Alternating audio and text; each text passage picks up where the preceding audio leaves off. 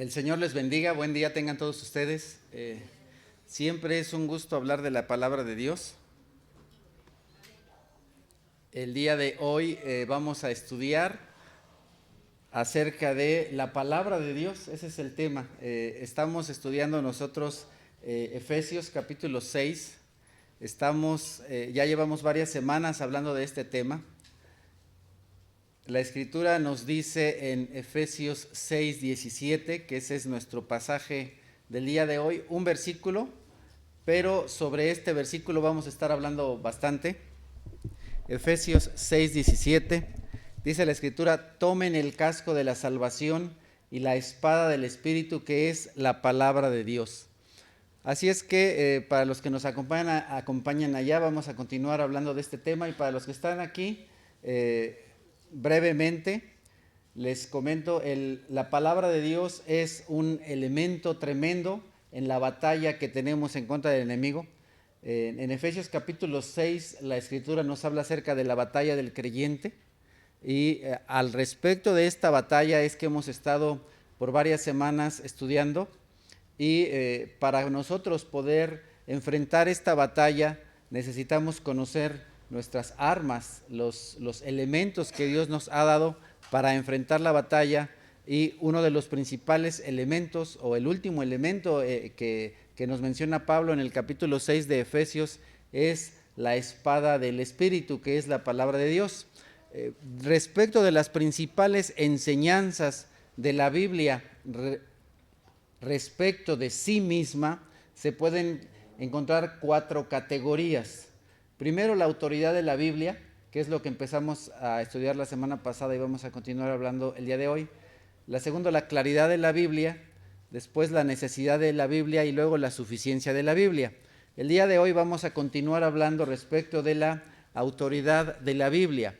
La autoridad de la Biblia. Cuando nosotros hablamos de la autoridad de la Biblia, ¿qué es la autoridad de la Biblia? La autoridad de la Biblia es, o quiere decir, que todas las palabras de la Biblia son palabras de Dios, de manera que no creer o desobedecer alguna de ellas es no creer o desobedecer a Dios.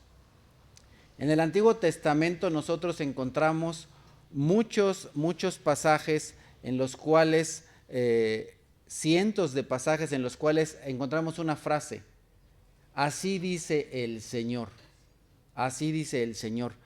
De tal manera que cuando los profetas dicen así dice el Señor, ellos están afirmando ser mensajeros del Rey soberano, de Dios mismo, y están afirmando que sus palabras son palabras totalmente autoritativas de Dios. Por ejemplo, nosotros hablamos la semana pasada de Samuel cuando viene a reprender a Saúl, y él le dice: no has cumplido el mandato que te dio el Señor tu Dios. ¿Y ese mandato por quién llegó? Pues por Samuel. ¿Qué es un profeta? También eso lo vimos la semana pasada. Ahorita solamente estamos recapitulando lo que vimos la semana pasada, y también para los que no estuvieron con nosotros.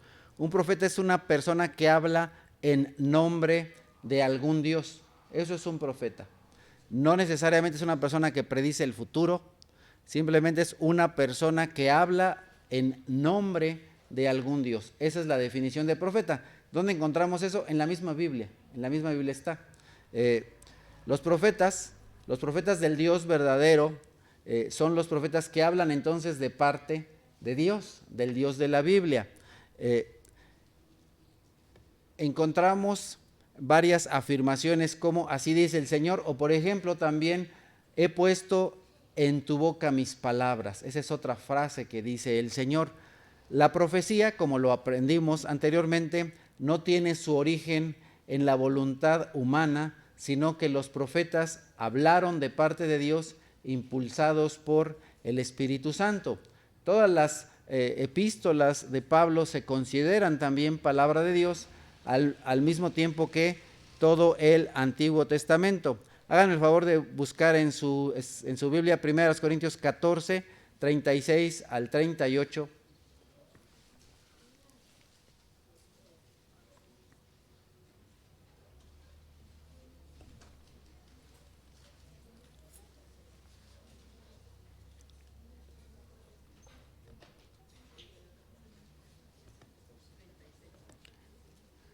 Primera a los Corintios 14 del 36 al 38. 1 Corinthians 14 from 36 to 38, please. Le damos gracias al Señor por la familia Nisley que está con nosotros recientemente. Please excuse me, the Nisley family, because of I'm not going to translate today. Please excuse me. I beg your pardon, but otherwise it will take a long time. But anyway, I'm going to just mention the passage we are going to study about so you can follow us. Okay.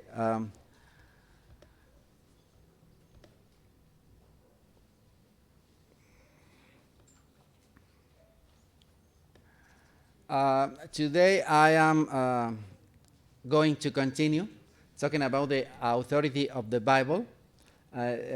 Sorry, but not to translate today. In the Old Testament, in the introductory phrase appears hundreds of times, "Thus says the Lord." When prophets says, "Thus says the Lord," they are claiming to be messengers of the sovereign King, the Lord, the King of the Bible. So we learned last weekend that all the scriptures are inspired by God, and a prophet is the one who claimed to talk inspired by God. So that's where we were talking, and we continue talking today. Okay, thank you.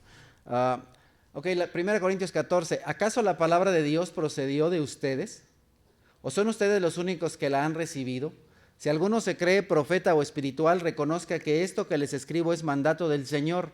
Si no lo reconoce, tampoco él será reconocido. Quisiera que ustedes, quisiera resaltar la última parte del versículo 37, a donde dice Pablo, esto que les escribo es mandato del Señor. Pablo habla a la iglesia en Corinto respecto de la vida en la iglesia, la importancia de la unión de los miembros, echar fuera de nuestras vidas la inmoralidad sexual, habla respecto del decoro en los cultos, de la Santa Cena, del abuso o mal uso de los dones espirituales, aclara varios puntos y también instituye varias reglas de adoración en la iglesia que nosotros sabemos no son únicamente aplicables para la iglesia en Corinto, sino también para todos nosotros. Y él ha dicho que sus palabras son mandato de Dios. Nosotros debemos entender y aprender que en la Biblia no encontramos recomendaciones, no encontramos buenas ideas, sino mandamientos de Dios. Eso es importante. Ahora, en Juan capítulo 10, versículo 28 dice la escritura, mis ovejas oyen mi voz, John 10, 27, mis ovejas oyen mi voz, yo las conozco y ellas me siguen. Una cosa es decir que la palabra de Dios o que la Biblia es la palabra de Dios, y otra, estar convencido que lo que dice ahí es verdad. Nosotros estamos convencidos de que las palabras que están en la Biblia son palabras de Dios y que nacen únicamente cuando el Espíritu Santo habla a las personas, y mediante esas palabras nosotros tenemos la seguridad interior de que las Escrituras son verdaderamente palabra de Dios. Pero en aquellos en los cuales Dios está obrando, ellos reconocen que lo que están escuchando es la palabra de Dios. Y así es como nosotros creemos que la Biblia y lo que dice Jesús es verdad. Dice la Escritura, mis ovejas que oyen mi voz y me siguen.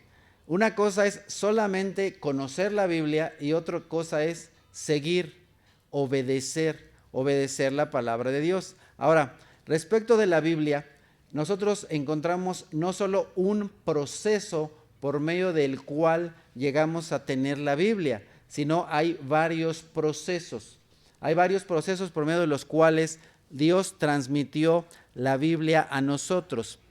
The Bible we have in our hands is a result not only of one process, but different processes, different methods that God uses in order for us to get the Bible. Así es que el Señor les dijo, y por eso es que en muchas ocasiones nosotros encontramos el Señor me dijo, o Dios dice, y ahora nuevamente hay varias maneras en las cuales el Señor nos hizo llegar la Biblia, varias maneras o varios procesos. En Apocalipsis 2, nosotros encontramos en versículo 1, en versículo 8 y en versículo 12, que inician así estos versículos. Escribe al ángel de la iglesia de Éfeso. Luego en 2.8, escribe al ángel de la iglesia de Esmirna. Luego en 2.12, escribe al ángel de la iglesia de Pérgamo. Esos son ejemplos de ¿qué? De dictado. De tal manera que uno de los métodos que el Señor usó para hacernos llegar la Biblia es dictarles, simplemente escribe. Y entonces, ¿qué es lo que hacía el profeta? Escribir.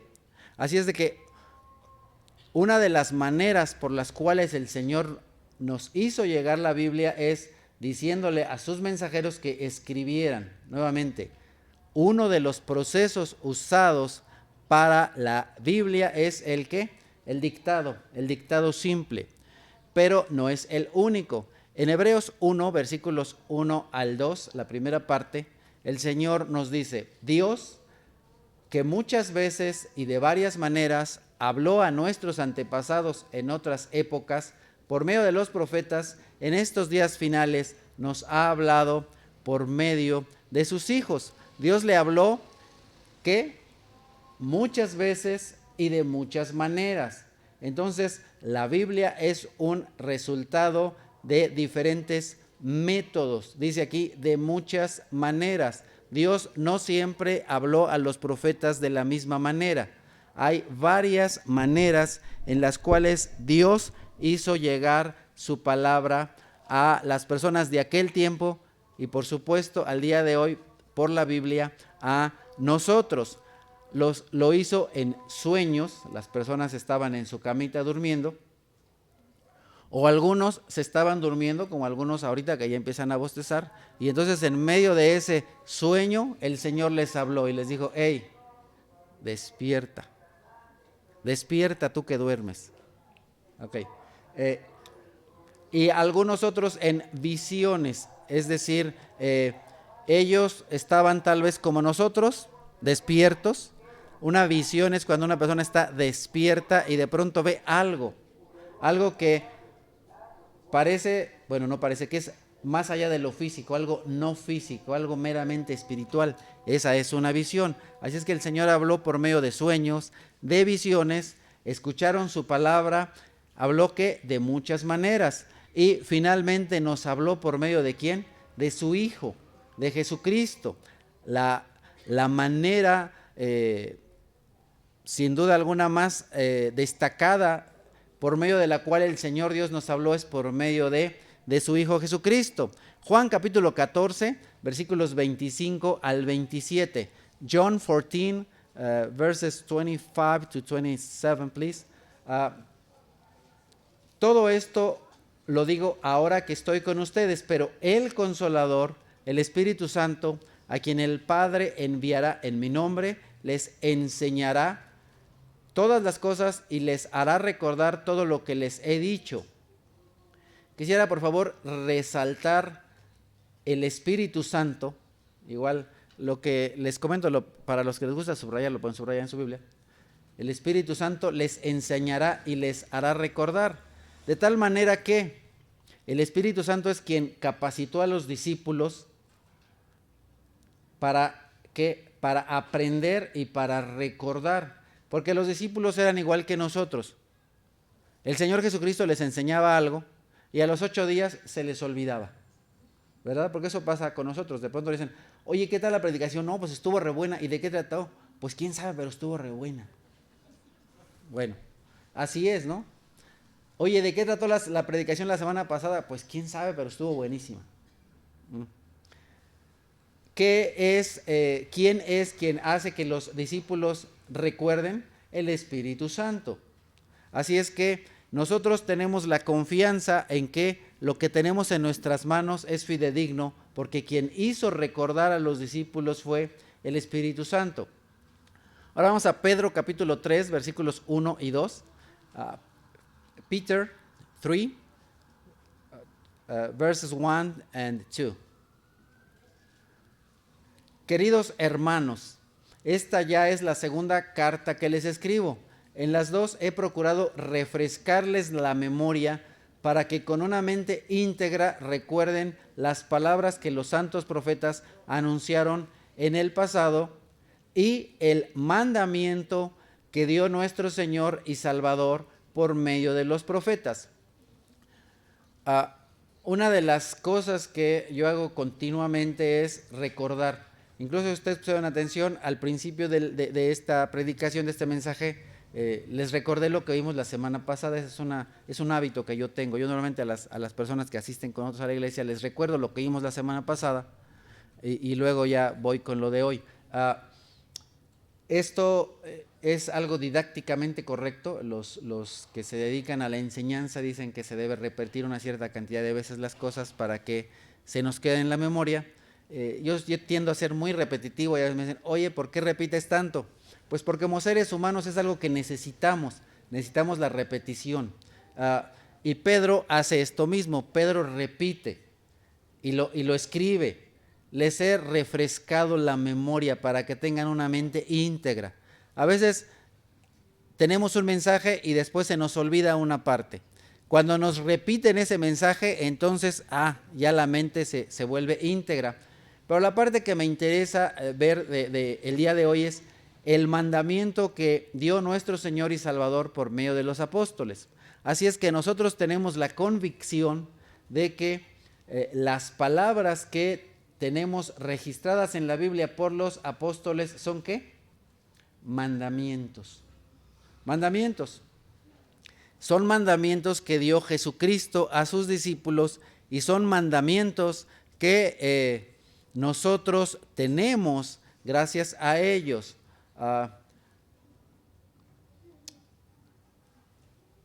Just a key point, at the very end of verses 2, it says that are commandments. So we have in the Bible commandments. That's why we know that and we believe that on the Bible we have commandments, and the Bible is an authority for us, for every one of us. Okay. Juan capítulo 10, versículo 27. Entonces, de nuevo, ya lo leí hace un ratito. Mis ovejas oyen mi voz. Las personas que son verdaderos discípulos de Cristo, que son ovejas de Cristo, leen las palabras que están en la Biblia y están convencidos, primeramente, que son verdad y además que son palabras de su Señor, del Señor Jesucristo. Es importante tener esto, porque al día de hoy, a diferencia de aquel tiempo, a la mayoría de nosotros no siempre el Espíritu Santo nos susurra. Algunas veces sí, algunas veces no. Pero tal vez podríamos no tener la certeza que si eso que escuchamos es verdaderamente la palabra de Dios. Pero lo que sí tenemos la certeza es que lo que está registrado en la Biblia sí es la palabra de Dios y está ahí es escrita. Así es que estas palabras que tenemos registradas, creemos nuevamente que no son un libro cualquiera, sino que son la palabra de Dios transmitida a cada uno de nosotros. Para tener el resultado de la Biblia, como lo dice Hebreos, Dios de muchas maneras habló a los profetas. Tenemos por un lado el dictado, pero por otro lado tenemos la investigación. La misma Biblia, los mismos escritores de la Biblia llevaron a cabo, algunos de ellos, un proceso de investigación. La misma Biblia lo dice. Nosotros vamos a Lucas capítulo 1, versículos 1 y 2. Vamos a ver hasta el 4. Lo que pasa es que les dije 1 y 2 porque en la pantalla tenía el 1 y 2 y después el 3 y el 4, pero bueno, imaginación, ¿no? Ahí está.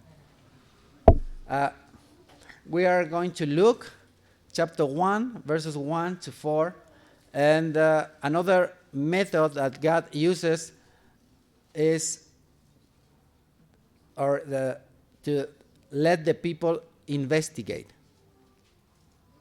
Okay. Lucas capítulo 1, entonces dice, muchos han intentado hacer un relato de las cosas que se han cumplido entre nosotros, tal y como nos las transmitieron los que desde el principio fueron testigos presenciales y servidores de la palabra. Quisiera que subrayes 2 frases. Primero, las cosas que se han cumplido, y luego en el segundo versículo dice, testigos presenciales. Cuando avanzamos a versículos 3 y 4, continúa Lucas escribiendo, por lo tanto, I ask them to take a look of witnesses. Estamos en versículo 3 y 4 y dice, por lo tanto yo también, excelentísimo Teófilo, habiendo investigado, ok, entonces Lucas, ¿qué es lo que hizo para que se pudiera hacer el proceso del Santo Evangelio según San Lucas? Investigar. Así es que la Biblia también es un proceso de investigación histórica. Investigó preguntando a quién, a testigos presenciales. Habiendo investigado todo esto con esmero desde su origen, he decidido escribírtelo ordenadamente para que llegues a tener plena seguridad de lo que te enseñaron. Entonces, si nosotros queremos saber, bueno, tal vez ustedes sabían, tal vez no, el Evangelio o el Santo Evangelio según San Lucas es un evangelio que está escrito ordenadamente. Lo que está escrito ahí es en orden cronológico. Santo Evangelio según Mateo, Marcos y Juan no están necesariamente en un orden cronológico, pero Lucas sí. Lucas es un escrito cronológico y además proceso de una investigación. ¿Cómo es que llegamos a este proceso? Bueno, ¿cómo es que Lucas lo hace? Hablando con testigos, reuniendo datos históricos para posteriormente escribir un relato de la vida y de las enseñanzas de Jesús. Así es que él hizo una investigación histórica exhaustiva, escuchando informes de testigos oculares, evaluando las evidencias. El Santo Evangelio que está escrito por él recalca que lo que era importante o necesario recalcar refleja su estilo de escritura. Es decir, tenemos por un lado el dictado y por otro lado la investigación histórica, pero cuando Dios se comunica con las personas hablan en palabras que ellos conocen, con frases que ellos conocen de una manera común y sencilla. Así es que nosotros tenemos sueños, visiones, escuchar la palabra de Dios, dictado, recopilación histórica de testigos oculares, y entonces todo esto es acertado gracias a ¿qué? Gracias a que el Espíritu Santo estuvo supervisando todo este proceso. Números capítulo 1, Numbers 1:1. El Señor le habló a Moisés en el desierto de Sinaí, en la tienda de reunión, el día 1 del mes segundo, en el segundo año, después de que los israelitas salieron de Egipto. Han de saber ustedes que la salida del pueblo de Israel de Egipto es un hecho histórico comprobable. Si nosotros vamos a libros de historia fuera de la Biblia, vamos a encontrar este hecho histórico. Históricamente, el pueblo de Israel salió de Egipto. Eso es un hecho histórico. Es innegable que hay una nación llamada Egipto, sigue existiendo el día de hoy. Es innegable que Israel existe, recientemente incluso los vemos en muchas noticias, ¿verdad? Por todo el problema de guerra que está ahí. Entonces, Egipto existe, la nación de Israel existe, los israelitas salieron de Egipto, eso es un hecho histórico comprobable. Primera carta a los Corintios. En el capítulo 15, versículos del 3 al 4. 1 Corinthians 15, 3 and 4. Escribe Pablo, porque primeramente les he enseñado lo que asimismo recibí, que Cristo murió por nuestros pecados conforme a las Escrituras, y que fue sepultado, y que resucitó al tercer día conforme a las Escrituras,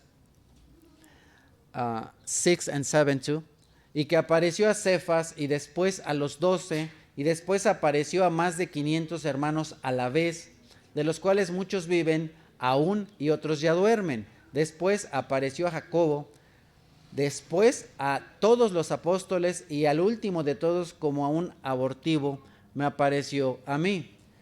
De aquí quisiera que resaltaran conforme a las Escrituras 2 veces. Esto que sucedió es un hecho histórico que fue anticipado por Dios. Dios dijo que el Señor Jesucristo iba a morir, iba a resucitar, iba a morir, iba a ser sepultado, iba a resucitar, todo eso ya estaba escrito. Posteriormente se apareció a Cefas, que es Pedro, luego a los 12 y a más de 500 personas a la vez. Y luego se le apareció a Pablo, de tal manera que nosotros tenemos aquí testigos, no solamente Pedro, no solamente los 12, sino más de 500 personas. Además de eso, al mismo Pablo que está escribiendo esta carta, se le apareció. Estos son hechos ¿qué? Históricos, hechos reales. Los milagros de Jesús también son hechos históricos, son parte de la vida real del mundo en el que vivimos. Su muerte y su resurrección es un hecho histórico. Nosotros conocemos a Dios por todo lo que Él ha dicho en el ambiente de la historia humana. Así es que la Biblia surge de un proceso, el proceso de revelación de Dios. Dios se revela, Dios se da a conocer a los seres humanos y sobre todo se revela en la vida, muerte y resurrección de Jesucristo. Es útil para nosotros conocer, es útil para nosotros aprender y saber que la Biblia es históricamente acertada, que es internamente congruente, que contiene profecías que se han cumplido por cientos de años y que después han fluido en la historia de la humanidad, y además que ha sido estudiada y comprobada más que cualquier otro libro. Y además de eso, la Biblia ha hecho cambios en millones de personas a lo largo del mundo a través de la historia. Ahí nosotros tenemos a personas que encuentran la salvación. Tiene una belleza majestuosa, tiene una enseñanza que no se puede igualar por ningún otro libro o compendio de libros, porque en realidad la Biblia no es un libro, sino un conjunto de libros. En este compendio de libros nosotros tenemos cientos de afirmaciones en los cuales la Biblia misma dice ser palabra de Dios. Así es que con esto, nos debe ser una herramienta suficiente para defendernos, para defender nuestra fe, nuestra creencia en la Escritura, ya que todos los elementos históricos reunidos, más todas las veces en las cuales la misma Biblia proclama ser la palabra de Dios, deben ser para nosotros totalmente convincentes. Nos debemos convencer que la Biblia verdaderamente es la palabra de Dios. La Biblia nos convence. Ahora, es importante saber que, por un lado, de nuevo, históricamente, es convincente. Y por otro lado, la misma Biblia dice ser la palabra de Dios. Así es que nosotros, gracias a esto y por esto mismo, reconocemos a la Biblia como nuestra autoridad, que es de lo que estamos hablando el día de hoy. Juan capítulo 14, versículo 26, John 14:26. Pero el Consolador, el Espíritu Santo, a quien el Padre enviará en mi nombre, les enseñará todas las cosas y les hará recordar todo lo que les he dicho. Oye, ¿cómo a qué hora empecé? Ok. Muy bien, entonces, de nuevo, aunque los seres humanos escriben, quien está supervisando este proceso es el Espíritu Santo. El Espíritu Santo supervisa toda la escritura. Así es que nosotros tenemos que la Biblia fue supervisada por el Espíritu Santo. No obstante, sin lugar a dudas, la manera de escribir, el estilo de escribir, tiene mucho que ver con la educación, la preparación que cada persona tuvo en su momento. Así es que no iba a escribir de la misma manera Pablo, porque tuvo una preparación distinta que la de Moisés, o la de David, o la de Daniel, o la de Jeremías. Cada uno tuvo una preparación diferente, tiene un contexto diferente y tiene una manera de escribir diferente. Así es que nosotros podemos decir y debemos decir que la Biblia tiene varios escritores, pero tiene un solo autor. Algunas veces las personas, por ejemplo, en el libro de los Hebreos, dicen, es que, ¿quién es el autor de Hebreos? La respuesta es muy simple, si alguna vez alguien te pregunta eso, el autor es Dios. Es lo único que necesitas saber. No sabemos quién es el escritor, pero sí sabemos quién es el autor. El autor es Dios. De la misma manera que yo, muchos de ustedes tal vez ni siquiera saben quién soy, y eso no es lo más importante. Finalmente mi nombre no importa. Si te lo sabes o no te lo sabes, no importa. Lo que más importa es saber que lo que se está proclamando el día de hoy y lo que se está enseñando es la palabra de Dios. Dios es lo más importante. Lo importante es el mensaje, no el mensajero. Lo importante es el autor, no el escritor. El escritor, muchos escritores, 40 diferentes escritores, un solo autor, Dios. Dios. Lucas capítulo 24, Luke chapter 24, verses 25 to 27, please. El Señor Jesús tiene una vida santa, justa, muere, resucita y después de eso se presenta a sus discípulos. Y se presenta a algunos de ellos cuando van en el camino de Emaús a Jerusalén. Y en ese camino se encuentra con ellos y les va hablando y ellos quedan muy sorprendidos. No obstante, llega un momento en el que el Señor Jesús les reprende. Cuando llegamos al versículo 25 y dice, qué torpes son ustedes.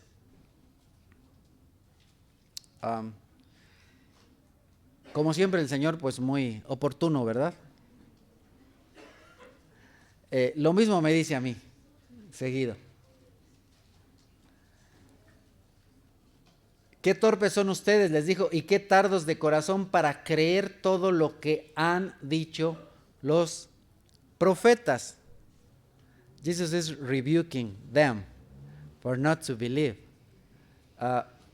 Entonces, vemos aquí que hay una torpeza de corazón.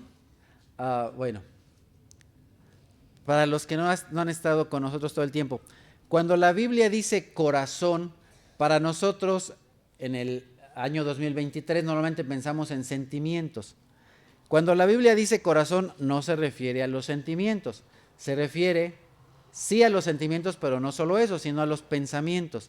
Porque para un israelita, para un hebreo, en el corazón estaban los pensamientos y los los sentimientos, pero los sentimientos están todavía más ligados a los intestinos, ¿sí? Entonces, cuando un israelita hablaba de sus sentimientos, normalmente decía mis entrañas, porque así como las niñas cuando ven a un muchacho guapo sienten mariposas en la panza, y a eso lo relacionan con los sentimientos, entonces el israelita vinculaba las entrañas del estómago hasta la parte reproductora con los sentimientos, ¿ok? Ahí es a donde para un hebreo están los sentimientos, del estómago para abajo, y el pensamiento está en el corazón, ¿ok? Bueno, pequeño paréntesis. Cuando el Señor les dice tardos de corazón, no es que digan, ay, qué lindo, qué hermoso, sentí hormiguitas. El Señor les está diciendo, no entendieron, no le echaron coco, no le echaron cerebro a todo lo que los profetas han dicho. Y luego, al final, o más adelante dice, ¿acaso no tenía que sufrir el Cristo estas cosas antes de entrar en su gloria? Entonces, comenzando por Moisés y por todos los profetas, les explicó lo que se refería a él en todas las escrituras. Todo lo que hemos visto hasta este momento, hasta este pasaje, nos debe llevar a tener todos los argumentos suficientes para saber que todas las palabras de la Biblia son palabras de Dios. Y consecuentemente, no creer o desobedecer las palabras que están en la Biblia es no creer o desobedecer a Dios mismo. Precisamente por eso es que el Señor Jesús les puede reprochar por no creer. ¿Por qué los reprocha? Porque no creyeron en lo que está escrito. Y lo mismo el Señor puede hacer el día de hoy contigo y conmigo. Nos puede reprochar, nos puede regañar, amonestar, dar un jalón de orejas por ser tardos de cerebro, lentos de cerebro, para no ¿qué? Creer todo lo que está escrito en la Biblia. Lo que está escrito no solo en el Nuevo Testamento, sino en el Antiguo. Juan capítulo 15, versículos 20 al 21. John 15, verses 20 to 21, please. Recuerden lo que les dije, ningún siervo es más que su amo. Si a mí me han perseguido, también a ustedes los perseguirán. Si han obedecido mis enseñanzas, también obedecerán las de ustedes. Los tratarán así por causa de mi nombre, porque no conocen al que me envió. Así es que el Señor Jesús nos da el mandamiento no solo de obedecer sus palabras, sino de obedecer las palabras ¿de quién? De los discípulos, de los apóstoles. Ahora, cuando decimos los apóstoles, no nos referimos a esos que al día de hoy se autoproclaman apóstoles y que dicen, entre a la iglesia porque ahí está el apóstol Ezequiel, ¿verdad? Y entonces ahí todos vienen a oír al apóstol Ezequiel o al apóstol Óscar. Entonces, no me refiero a esos apóstoles, sino a los 12 apóstoles de la Biblia, que son 12 menos 1 más 1. Para algunos es Matías y para otros es Pablo. Para mí es Pablo, pero no es algo que valga la pena discutir. Si es Matías o es Pablo, finalmente da igual, porque lo que importa es el autor, no el escritor. Entonces, en toda la iglesia, en toda la historia de la iglesia, han habido personas que se autoproclaman apóstoles, pero quisiera aclarar este punto de breve, aunque estamos hablando de la autoridad de la Biblia. La palabra apóstol es enviado, eso es lo que significa la palabra apóstol, para que no te hagas bolas. Cuando el Señor, Dios dice la Escritura en Santo Evangelio según San Mateo, y estos son los nombres de sus discípulos, da los nombres de sus discípulos, y inmediatamente después de eso dice, y ellos fueron enviados, ¿ok? Entonces ahí dice, los apóstoles y fueron enviados. En la Biblia en muchas ocasiones, después de mencionar una palabra, la misma Biblia te dice cuál es el significado de esa palabra. Ok, la palabra apóstol significa enviado. ¿Enviado a qué? Enviado a dar el mensaje de salvación. enviado a dar el Evangelio.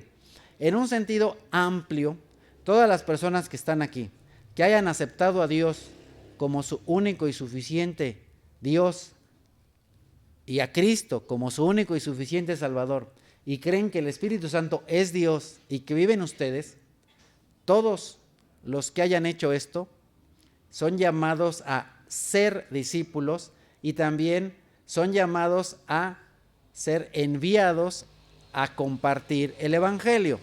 Dicho de otra manera, todo cristiano es y debe ser un apóstol.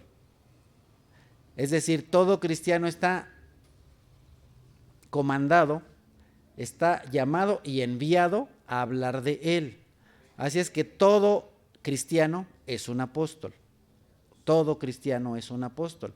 Algunos nos hacemos loquitos y aunque Dios nos manda, somos desobedientes al mandamiento de ir, enseñar a otros lo que ya se nos ha enseñado. Eso es hacer discípulos, ¿sí? Es ir y hacer discípulos, ser apóstol. Todos debemos ser apóstoles, todos deberíamos ser evangelistas. Algunos tienen el don, otros no, pero bueno, no me voy a meter mucho en ese detalle. Pero el punto es, nuevamente, el Señor Jesús da el mandamiento de obedecer sus palabras y las palabras de los 12 apóstoles. De nuevo, hay muchas personas que han hecho la tarea de reconocer a Dios, pero también reconocer que ellos no tienen una autoridad en sí mismos. Los más grandes predicadores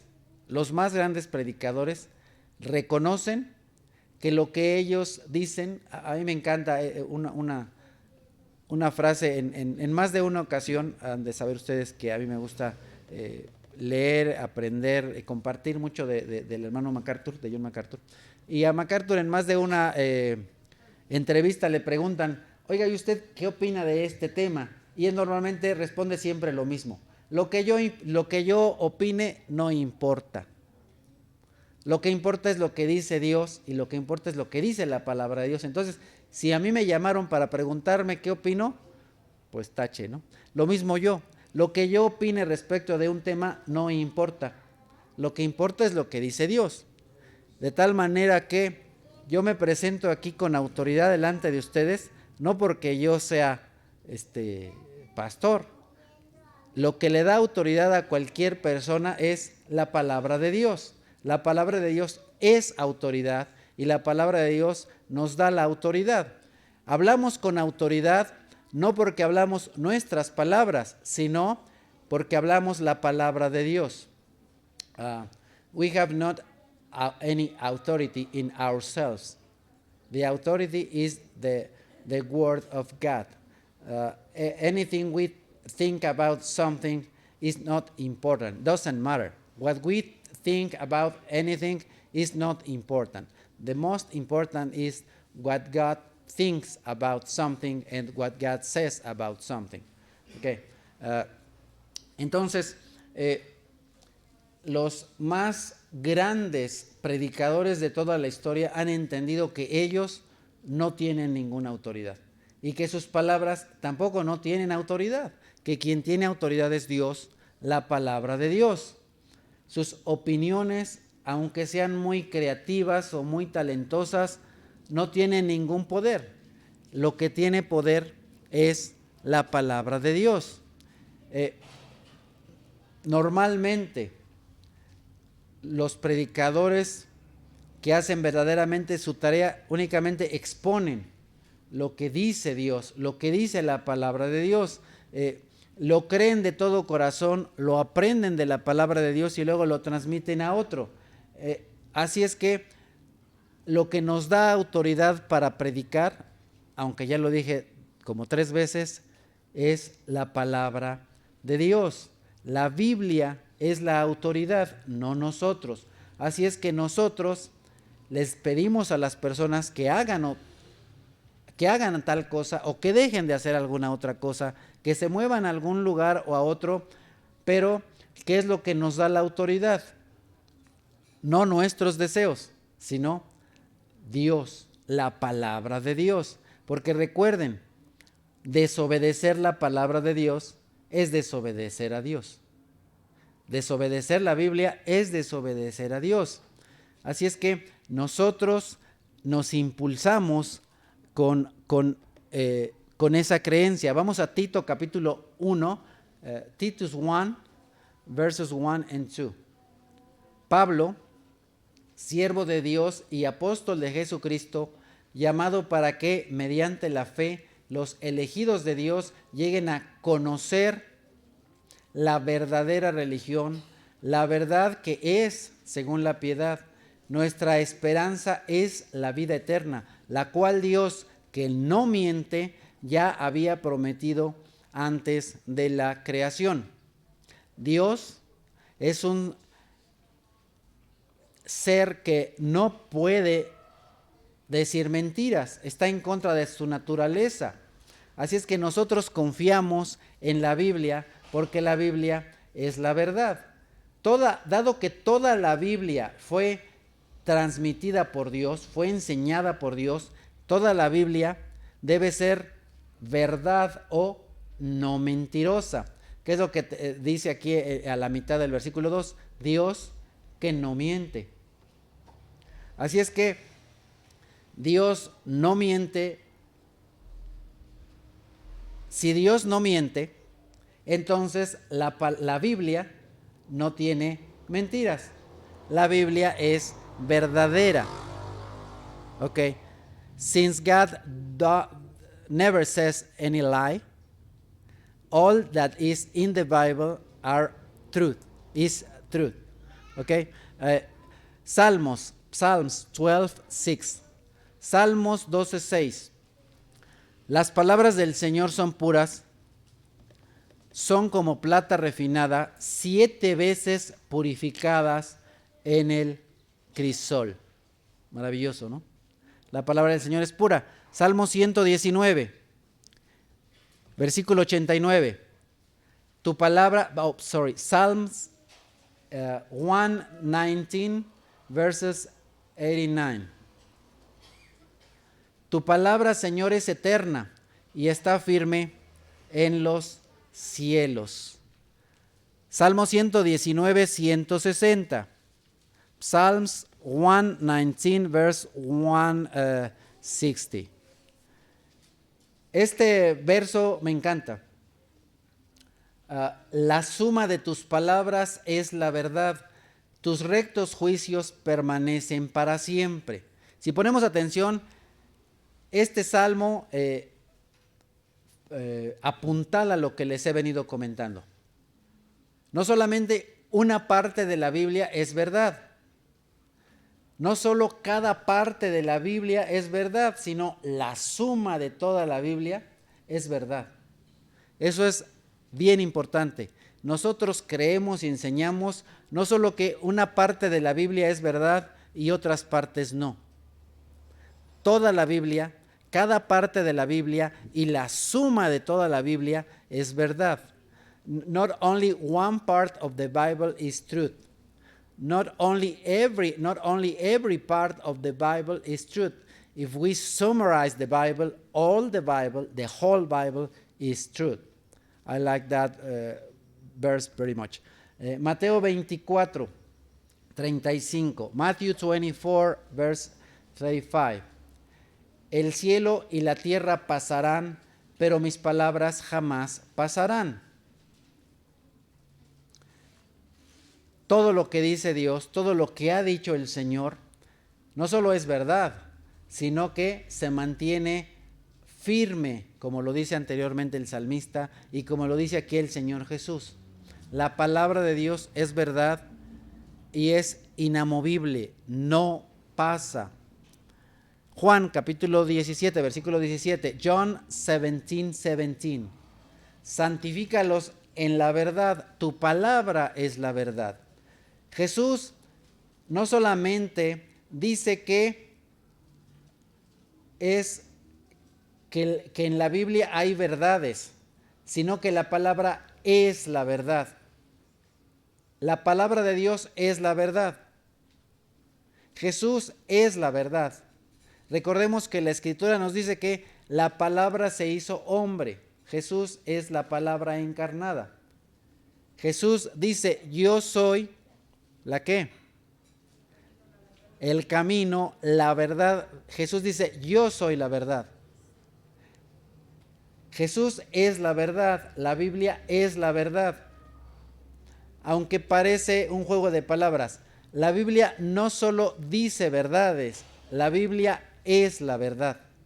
La Biblia es la verdad. Hay una diferencia muy significativa entre decir hay cosas verdaderas y de decir la Biblia es la verdad. Es algo muy profundo filosóficamente hablando, porque la Biblia es la norma suprema, la norma más alta de la verdad. No hay cosa más verdadera que la Biblia, porque la Biblia es la palabra de Dios transmitida a los hombres. La misma Biblia nos deja saber lo que es verdad y lo que es mentira. Así es que no hay una norma más elevada y más suprema de verdad que la Biblia. Con todo lo que hemos dicho hasta este momento, ahora podemos nosotros decir que la Biblia es inerrante. Inerrante. La inerrancia de la Biblia quiere decir que la Biblia en los manuscritos originales no puede afirmar nada que sea contrario a la realidad, nada que sea contrario a la verdad. The inerrancy of the Bible means that the Bible in the original manuscripts cannot affirm anything that is contrary to the reality, to the truth. Esta definición nos enfoca en lo que es verdad y lo que es mentira.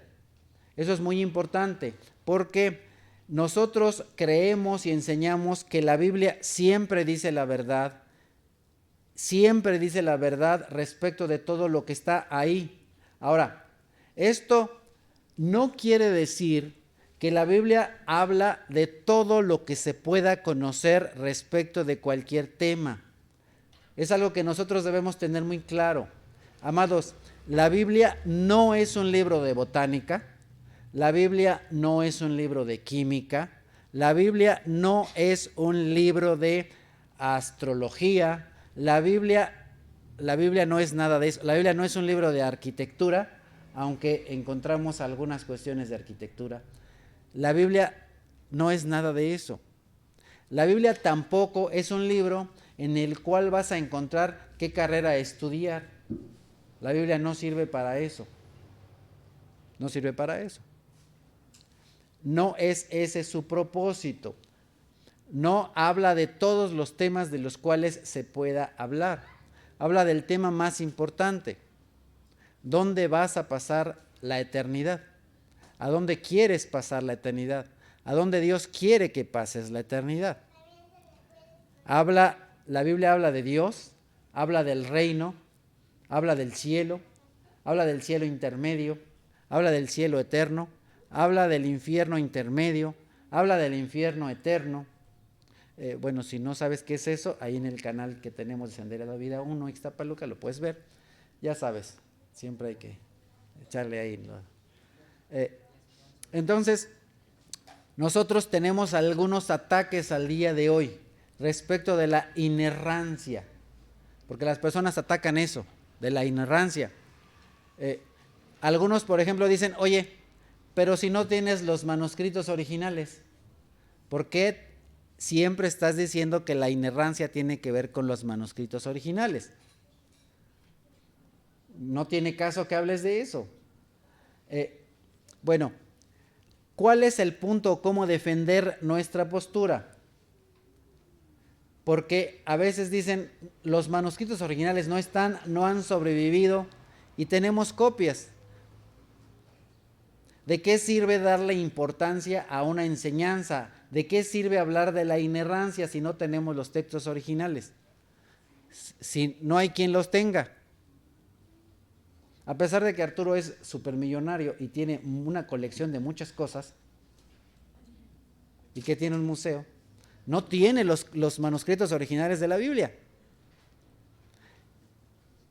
Entonces, ¿para qué hablar de eso si nadie los tiene? ¿Qué es lo que nosotros tendríamos que decir? Bueno, muy simple. Más del 99% de las palabras que están en la Biblia, nosotros sabemos que están en el texto original. Que si bien es cierto, alguna que otra palabra pudiera tener alguna variación textual, algún error de dedo al escribir, puede decir tal vez una palabra por otra, porque tenemos no uno, sino cientos de copias de los manuscritos originales. Es muy simple, porque cuando se comparan, y es lo que se ha hecho para tener la Biblia que ustedes tienen, se ha comparado todos los manuscritos que se tienen, y de esa manera se puede saber si alguna palabrita está incorrecta. Si tú tienes, ejemplo, en tus manos, 700 copias del original y encuentras que en una dice una palabra que no dice en las otras 699, ¿qué es lo que haces? Dices, bueno, si 699 dicen esto, pues es eso, y a la 700ava, pues no le hago caso. Simple, es simple.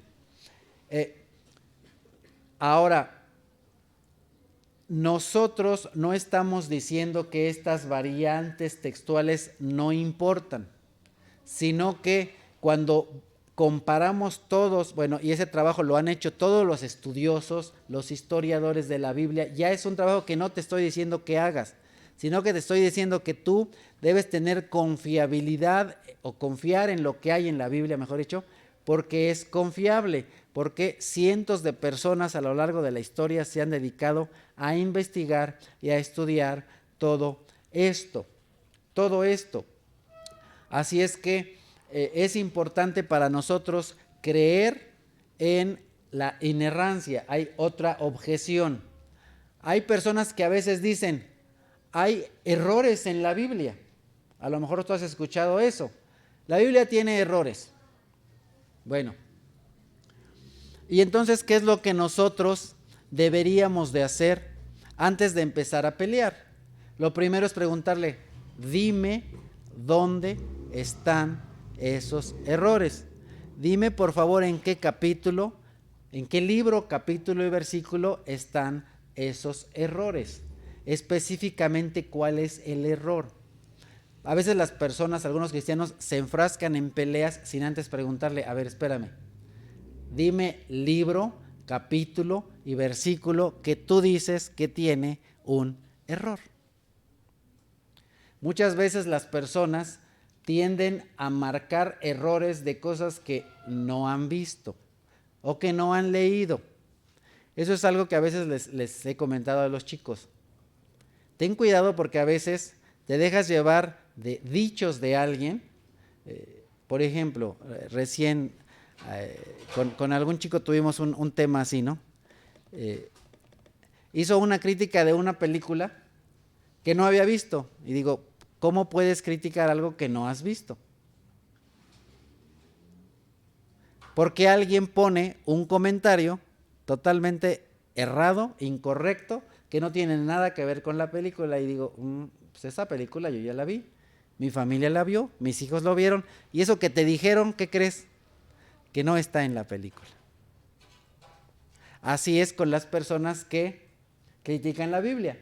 Muchos critican una Biblia que no han leído, que no conocen. Algunos críticos de la Biblia critican lo que nunca han leído, solamente se dejan llevar por lo que algún otro les dijo con alguna mala intención.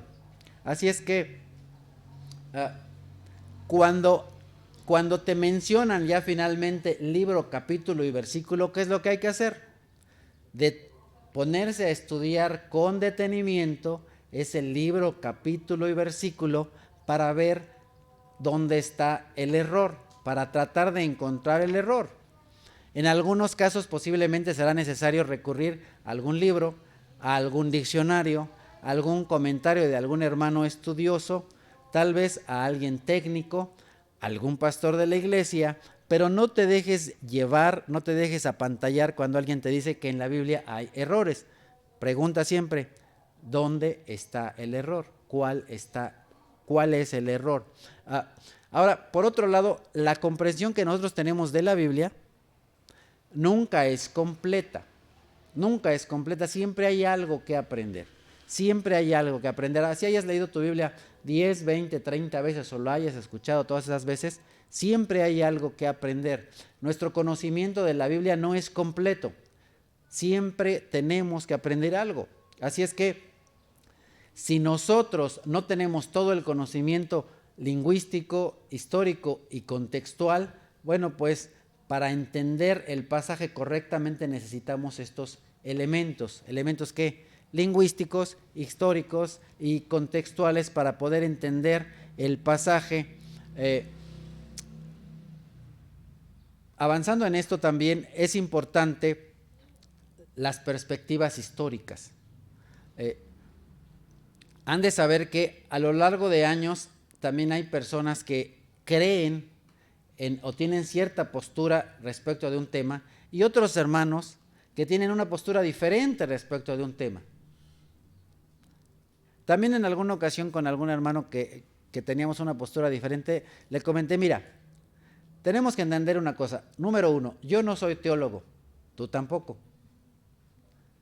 No conoces el griego, yo tampoco.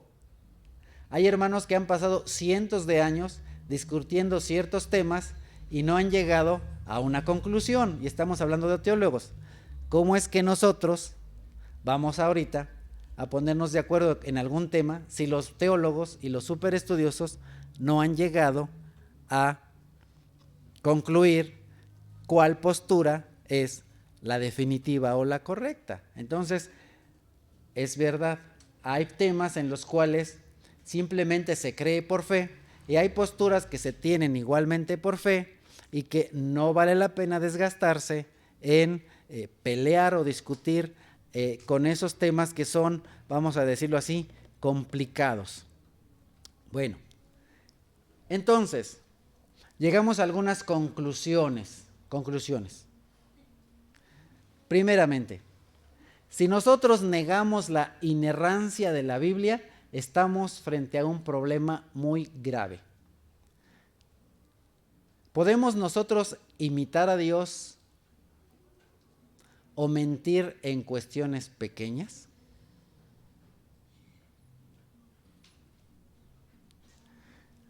La segunda, si nosotros negamos la inerrancia, empezamos a preguntarnos si podemos confiar en Dios en todo lo que dice. Dicho de otra manera, si tú pones en duda algo de la Biblia,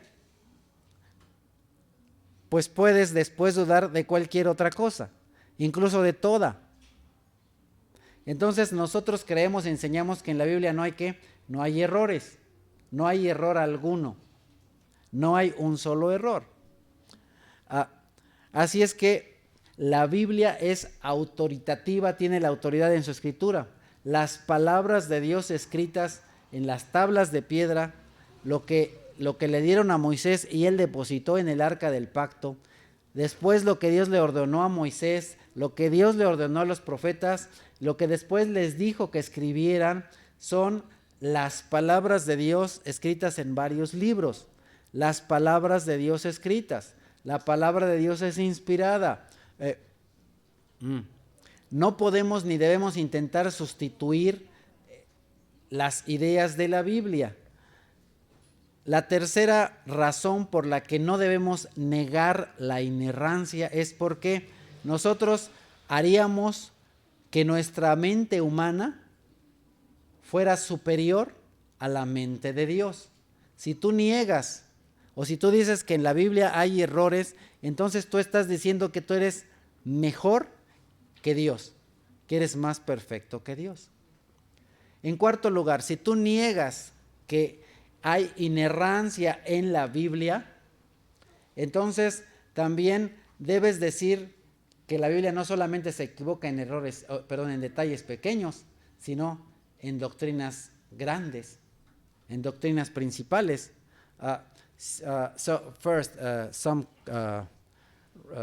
resume at the very end. First, if we deny the inerrancy of the Bible, we faced with serious moral troubles. We can imitate God and intentionally lie, and also in small matters. And second, if inerrancy is denied, we begin to wonder if we can really trust God in everything He says. Third, if we deny inerrancy, we are essentially making our human minds higher standard of truth than the word of God itself.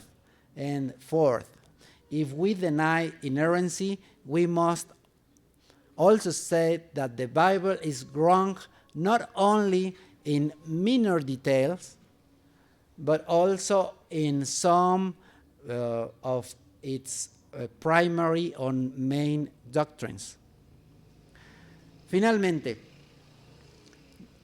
para nosotros la Biblia tiene, ¿qué? Autoridad. En resumen, ¿por qué? Porque es históricamente correcta, porque es históricamente comprobable, porque cientos de veces dice ser la palabra de Dios, porque no hay mentiras en la Biblia, porque la Biblia es verdad, es la fuente suprema de la verdad, porque fue dicha por Dios, porque no hay error alguno en la Biblia. Concluimos, la Biblia tiene autoridad sobre nosotros, y la Biblia tiene autoridad no solo sobre los creyentes, sino aún sobre el no creyente, sobre todo el mundo. Algunos lo creen, otros no. Ese ya no es nuestro problema. Nuestro problema es creer en la Biblia, en toda la Biblia y en las verdades de la Biblia. Amado Padre, te damos gracias por lo que aprendimos el día de hoy, o bien por lo que recordamos el día de hoy.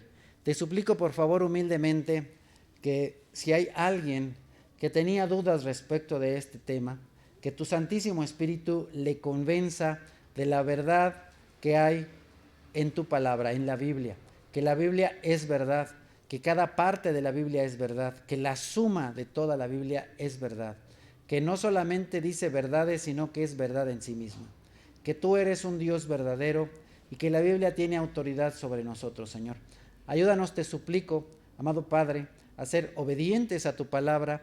Ayúdanos, por favor, a ser obedientes a cada mandamiento que hay en la Biblia, a cada mandamiento que tú has dado a través de tus apóstoles y tus profetas a lo largo de la historia. Ayúdanos, Señor, también como congregantes a ser obedientes a cada mensaje que nuestros hermanos líderes o pastores nos transfieren, ya que nosotros creemos y esperamos, Señor, que ellos transmitan tu palabra de una manera correcta, clara.